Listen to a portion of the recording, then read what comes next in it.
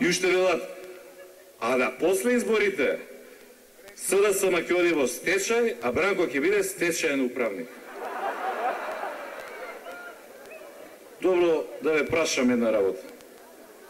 Токму благодарение на политиката на Груевски, денес нема фирма што честно работи во Македонија, не зборам за нивните рекетарските, која што нема кредит од банка. Благодарение на нивната политика, денес нема фамилија од честните 99%, не зборам за тие лоповите од нивните редови, што не е со кредит задолжена, што не е во минусна тековна. Па СДСМ само ја дели судбината на својот народ и на стопанството во Македонија.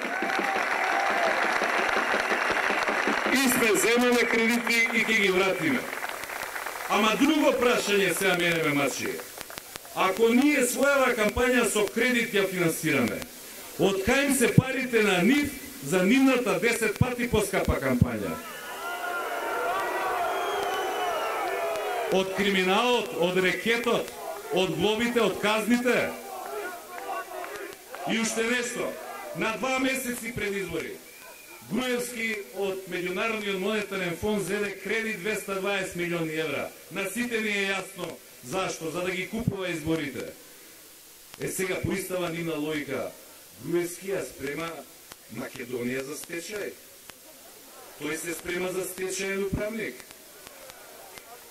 Не ја била таа работа. Ние, вие сите заедно нема да дозволиме нити Македонија во стечај да оди, нити Груевски да стане стечајен управник. Груевски и неговите после овие избори ќе се расправаат со друг тип на управници. Ви ветувам,